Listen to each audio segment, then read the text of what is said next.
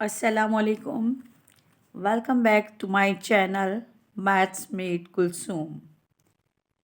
Today's video we will be explain the world of geometry and answering some important question about square and rectangle.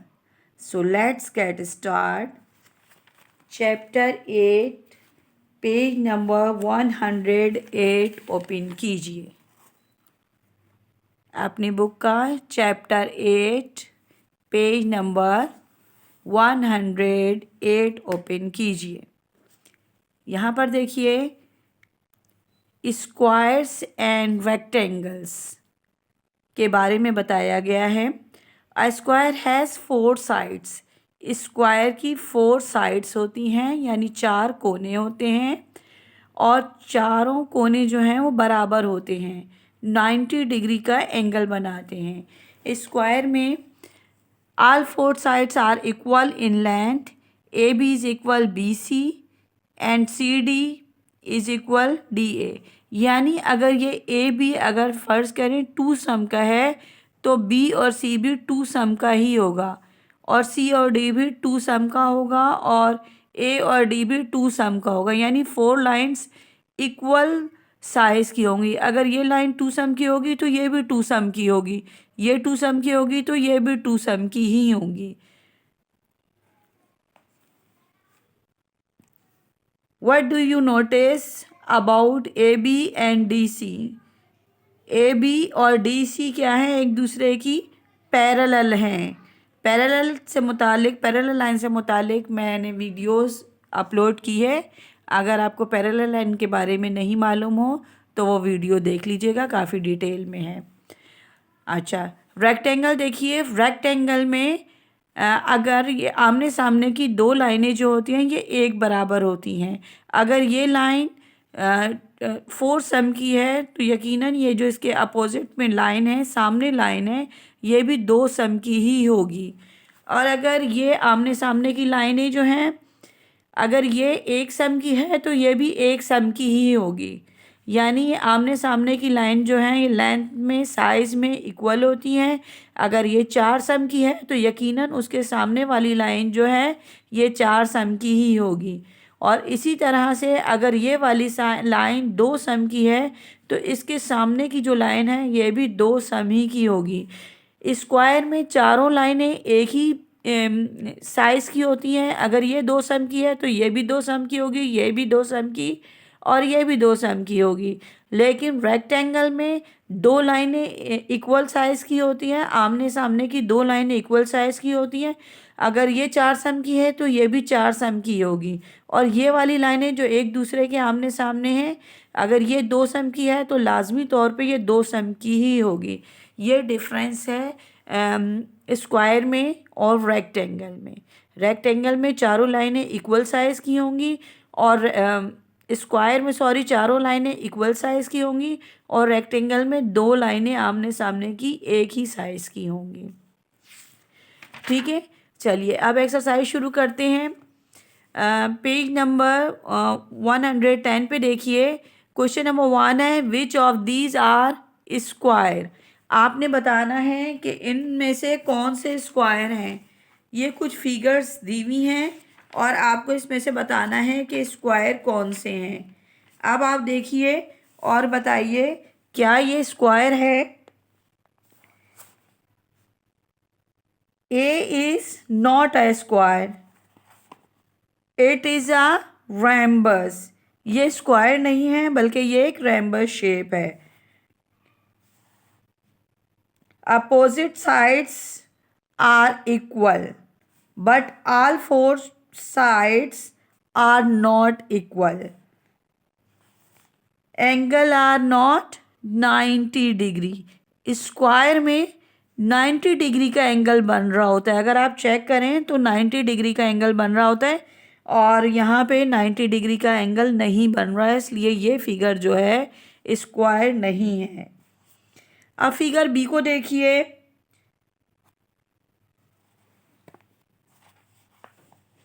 तमाम sides जो हैं देखिए इसकी equal हैं, not straight, सीधी नहीं है एकदम से। इस तरह से एकदम सीधी नहीं है, not straight, but each sides look equal, मगर हर साइड जो है वो इक्वल नज़र आ रही है। Corner meet at 90 degree angle. Corners जो हैं देखिए, ये कॉर्नर है, यहाँ पे अगर आप रख के चेक करें तो 90 डिग्री का एंगल बन रहा है। ये देखिए,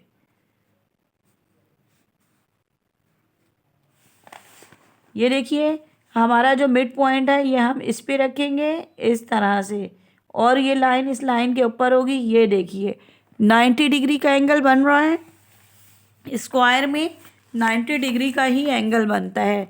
अगर हम यहाँ से चेक करेंगे तो यहाँ भी देखिए 90 डिग्री का एंगल, इस कॉर्नर को अगर हम चेक करें तो यहाँ भी 90 डिग्री का ही एंगल बन रहा होगा। देखिए इस तरह से यहाँ पे रखिए मिड पॉइंट को, कॉर्नर पे रखिए और चेक कीजिए। ये देखिए ये लाइन इस लाइन के ऊपर है और यहाँ पे 90 डिग्री का एंगल बन रहा है। इसी तरह अगर हम इस कॉर्नर को चेक करेंगे तो यहाँ भी 90 डिग्री का एंगल ही बन रहा होगा। देखिए 90 डिग्री का एंगल ही बन रहा है। चारों साइड को अगर हम चेक करेंगे तो चारों साइड्स पे 90 डिग्री का एंगल ही बन रहा होगा। तो ये जो है ये स्क्वायर है। इसी तरह से सी देखिए,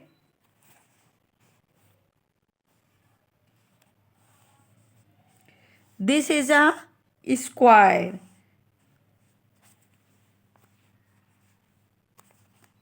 because it has 4 equal side and 4 right angles।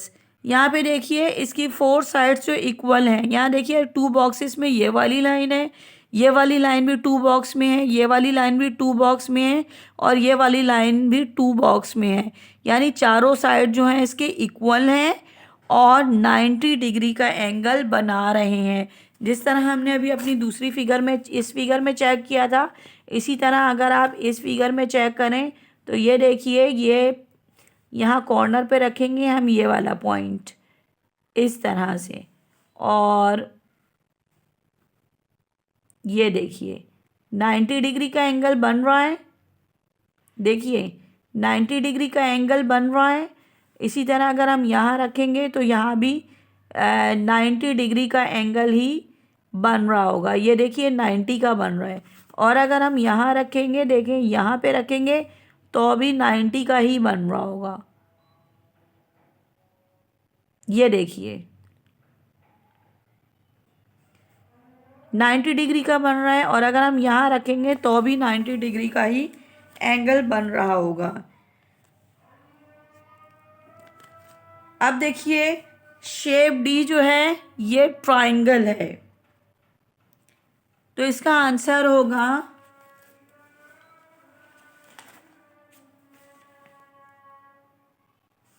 Explain your answer. लिखा है ना, तो इसको आप एक्सप्लेन भी करेंगे।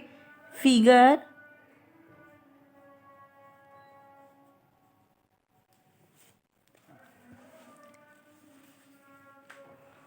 B and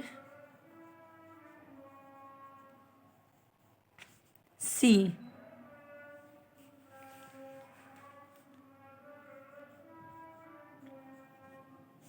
are square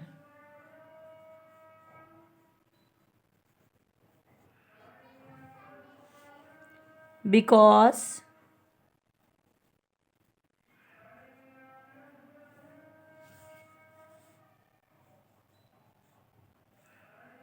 all sides are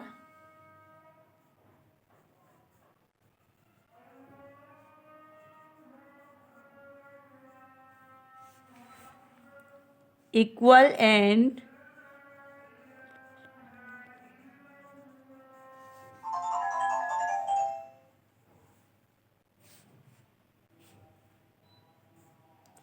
they make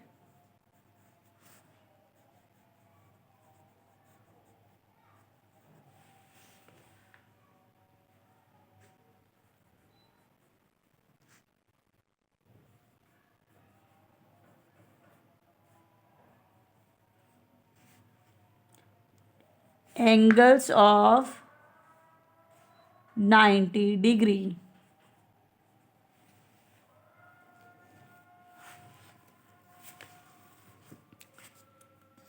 Figure B and C are square because all sides are equal and they make an angles of 90 degree.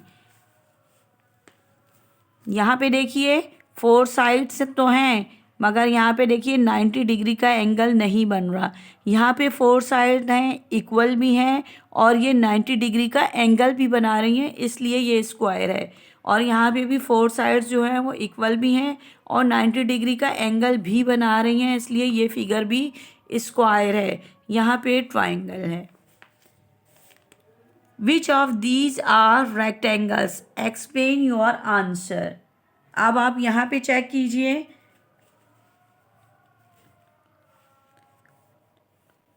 यहाँ पे देखिए, ए जो है, a right angle has 4 right angles 90 degree. Opposite sides equal, आपको पहले भी बताया था कि 4 साइड तो होती हैं राइट एंगल में, लेकिन अपोजिट साइड्स जो हैं वो इक्वल होती हैं, यानी आमने सामने की जो लाइनें होती हैं वो बराबर होती हैं। अगर ये लाइन 3 सम की है तो यकीनन ये भी 3 सम की ही होगी, और ये वाली लाइन अगर 2 सम की है तो इसके बिल्कुल सामने की जो लाइन है वो भी 2 सम की होगी। इसमें चारों लाइनें इक्वल साइज़ की नहीं होंगी, जबकि स्क्वायर में हमने देखा था कि चारों लाइनें इक्वल साइज़ की थी, लेकिन रेक्टेंगल में आमने सामने की 2 लाइनें इक्वल साइज़ की होती हैं और ये वाली आमने सामने की 2 लाइनें इक्वल साइज़ की होती हैं।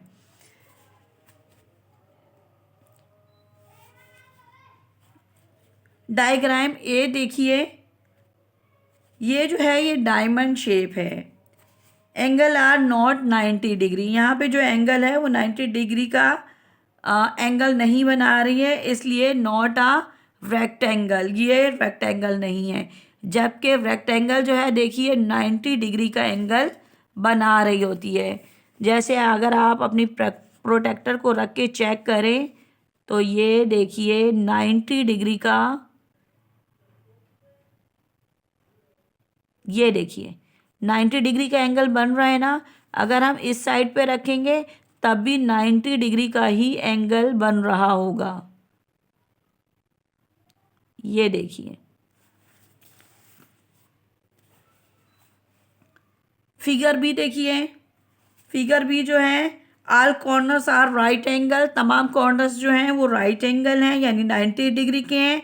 Opposite sides equal, opposite sides जो हैं वो इक्वल हैं, यानी अगर ये 3 सम की है तो ये भी 3 सम की है, और ये वाली लाइन 2 सम की है तो इसके सामने वाली लाइन भी 2 सम की है।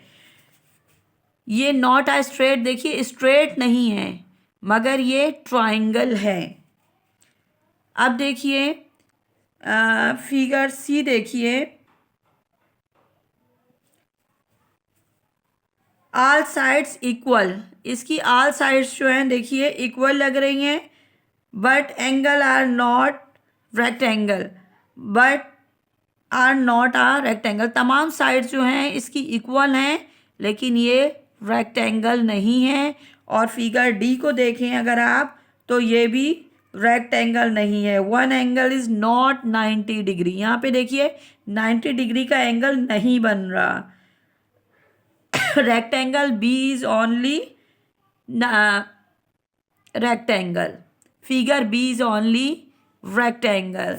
तो हम यहाँ पे एक्सप्लेन भी करना है आंसर को, तो हम यहाँ पे लिखेंगे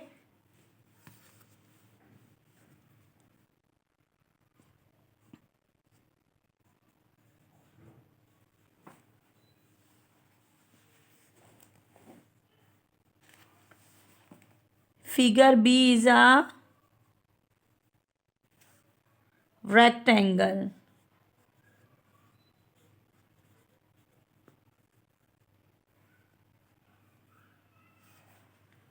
because its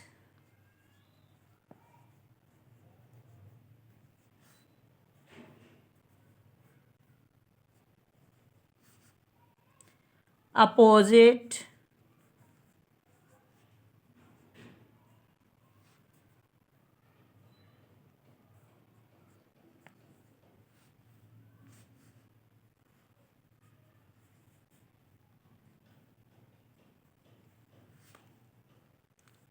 are equal.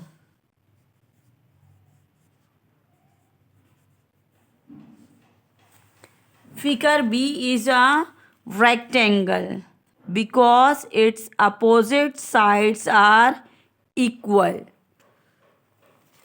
अब देखिए, figure ABCD is a square.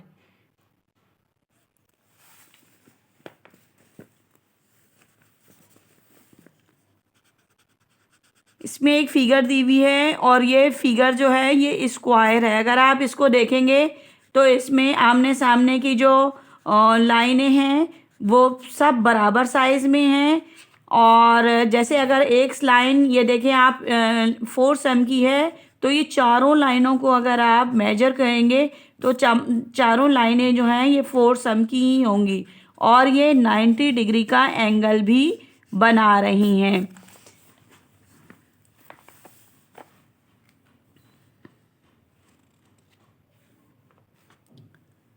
यहाँ देखिए, ABCD is a square and figure EFGH is a rectangle.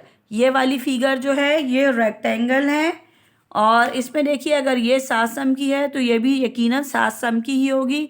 ये वाली लाइन अगर 5 सम की है तो ये वाली लाइन भी 5 सम की ही होगी.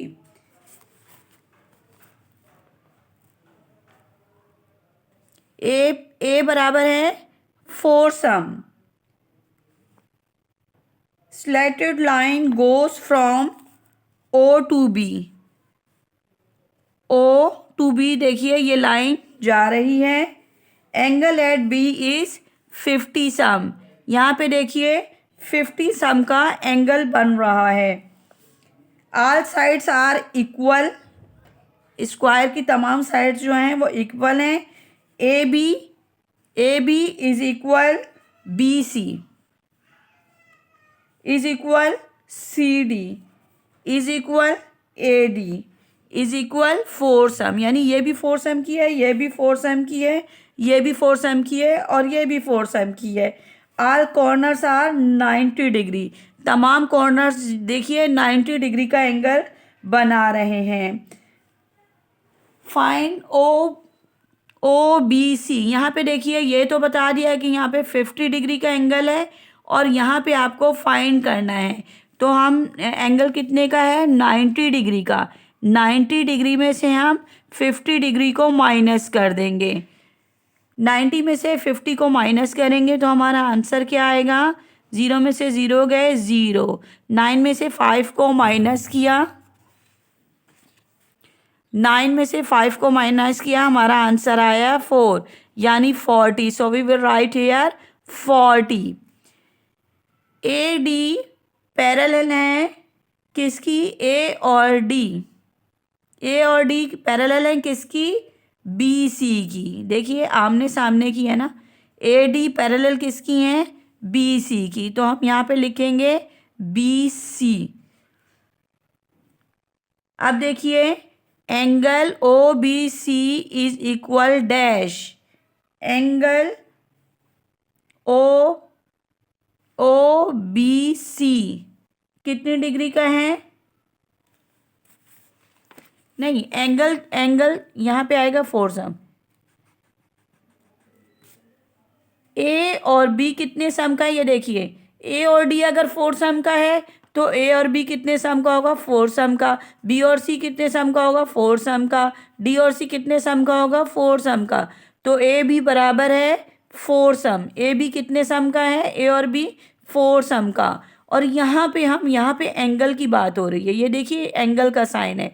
एंगल OBC कितने का है? 90 डिग्री का एंगल है और OBC हमें मालूम करना है. तो हम यहाँ पे 90 डिग्री में से 50 डिग्री माइनस कर देंगे तो 40 हमारा आंसर आएगा. यहाँ हम 40 लिखेंगे. अगेन देख लीजिए, figure ABCD is a square and figure EFGH is a rectangle. ये एक फिगर जो है ये स्क्वायर फिगर है. इसमें उन्होंने A और D का हमें बताया है कि ये 4 सम की हैं. तो ए और डी अगर 4 सम की हैं तो स्क्वायर में चारों इजला बराबर सम के होते हैं, एक बराबर होते हैं, यानी चारों लाइनें बराबर होती हैं। अगर ये 4 सम की है तो ये भी 4 सम की होगी, ये भी 4 की होगी और ये 4 की होगी। तो यहाँ लिखा है ए बी बराबर है डैश सम। तो ए और बी किसके बराबर है? 4 सम के। तो यहाँ पे हम लिखेंगे 4 सम। अच्छा, यहाँ पे लिखा है ए डी पैरेलल हैं, ए और डी पैरेलल हैं किसकी? बी सी के। तो यहाँ हम लिखेंगे बी सी।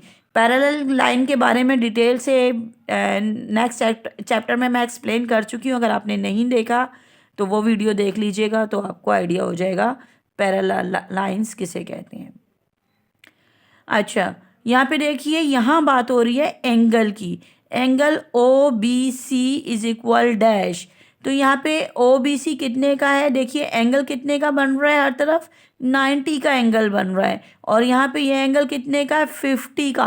50 का है तो हम उस 90 में से 50 माइनस करेंगे तो 40 हमारा आंसर आएगा। इसलिए हम यहाँ पे लिखेंगे 40। 90 में से 50 को हम माइनस करें तो 40 आंसर आएगा। स्क्वायर का हर कोने का एंगल 90 डिग्री होता है। ये तो आपको मालूम है ना कि स्क्वायर के हर कोने का एंगल 90 डिग्री होता है। और 90 में से हम 50 को माइनस करेंगे तो 40 हमारा आंसर आएगा। अब देखिए बी, देखिए सेक्शन बी देखिए, ई एफ बराबर है 7 सम। तो एच और जी कितने सम की होगी? यकीनन 7 सम की ही होगी। आमने सामने की लाइनें बराबर होती हैं। ये अगर 7 सम की है तो ये भी 7 सम की होगी। ये अगर 5 सम की है तो ये भी 5 सम की ही होगी।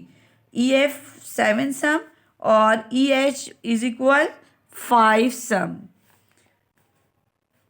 एंगल एट जी, जी पे देखिए एंगल कितने का है? 30 डिग्री का। Angle at G is equal 30 degree. Angle K, अब आपको एंगल के मालूम करना है। In a rectangle opposite sides are equal. F G is equal E H 5 some.